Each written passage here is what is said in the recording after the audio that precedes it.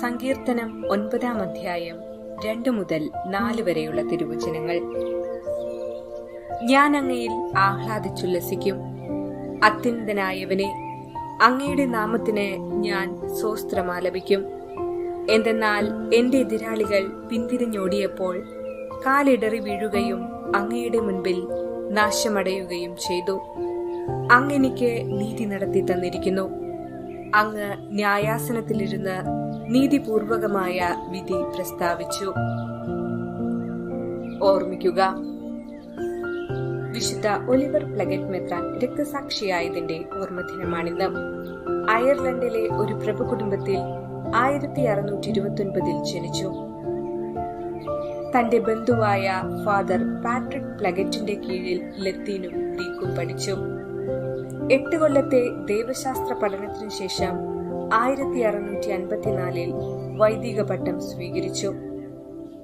1669 ആർമാഗ് രൂപതയുടെ മെത്രാപ്പോലിത്തയായി നിയമിക്കപ്പെട്ടു. 1670 അതിരൂപതാ ഭരണം ഏൽക്കുകയും ചെയ്തു.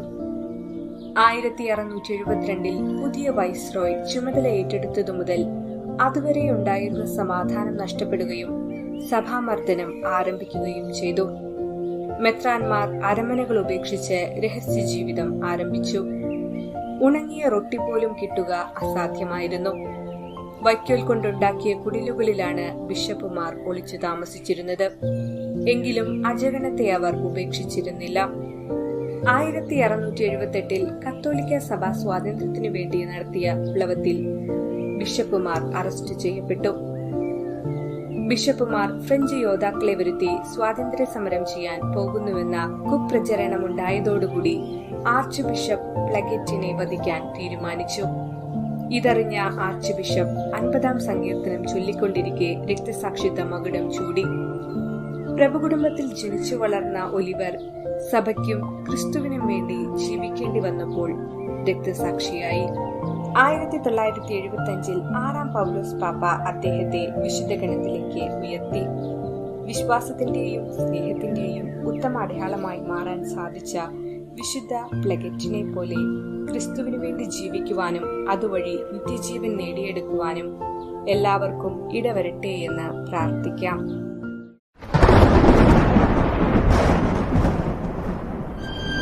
ആദിയിൽ വചനമുണ്ടായി, ഭൂമിയിൽ ജീവനുണ്ടായി.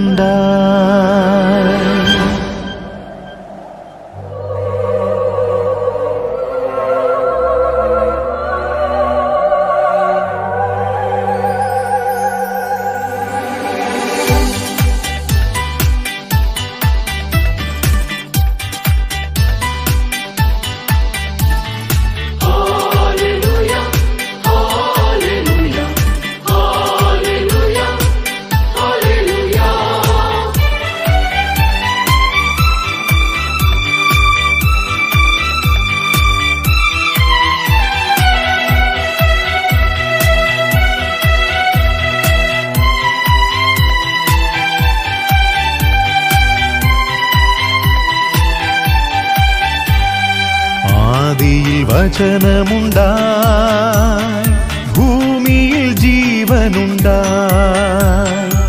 ആദിയിൽ വചനമുണ്ടായി, ഭൂമിയിൽ ജീവനുണ്ടായി. വചനം രൂപമായി, വചനം സ്നേഹമായി, ആ വചനം ശാന്തിയായി ഇന്നുമെന്നും ജീവിക്കുന്നു. ദിവ്യ സ്നേഹത്തിൻ തിരുനാളമായി ലോകത്തിൻ വീതിയിൽ പ്രഭയേകുവാൻ നിൻ തിരുകൃപയും അനുഗ്രഹവും നിൻ പ്രിയ മക്കളിൽ ചൊരിയണമേ. നിൻ ദിവ്യ സ്നേഹത്തിൻ തിരുനാളമായി ലോകത്തിൻ വീതിയിൽ പ്രഭയേകുവാൻ നിൻ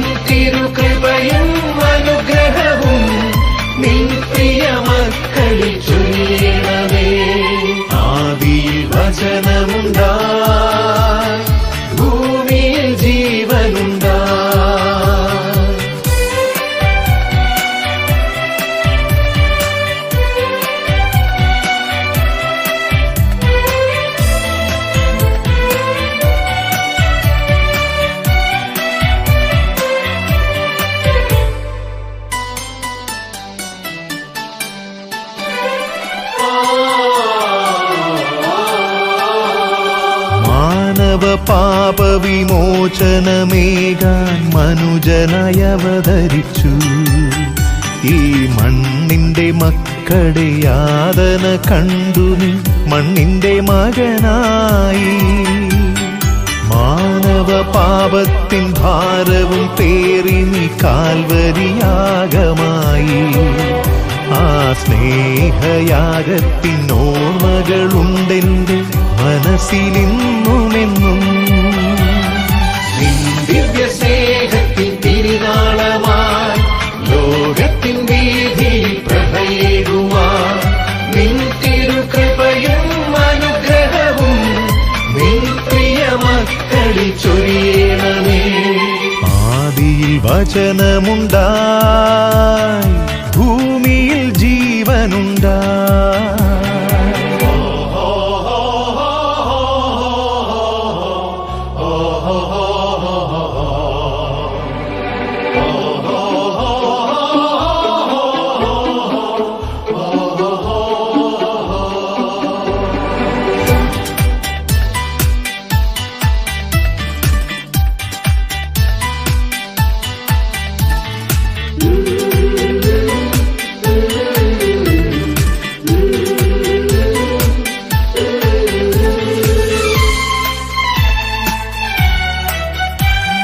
പാവന സ്നേഹ സന്ദേശമിന്നേകാനുദ്ധിതനായി തീർന്നു.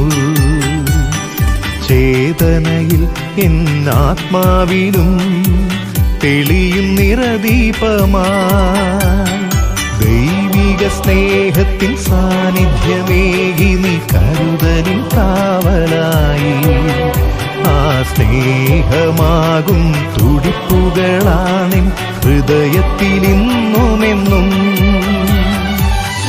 ദിവ്യ സ്നേഹത്തിൻ തിരുനാളമായി ലോകത്തിൻ വീതിയിൽ പ്രഭയേകുവാൻ നിൻ തിരുകൃപയും അനുഗ്രഹവും നിൻ പ്രിയ മക്കളിൽ ചൊരിയണമേ. ആദിയിൽ വചനമുണ്ടായി, ഭൂമിയിൽ ജീവനുണ്ടായി. വചനം രൂപമായി, വചനം സ്നേഹമായി.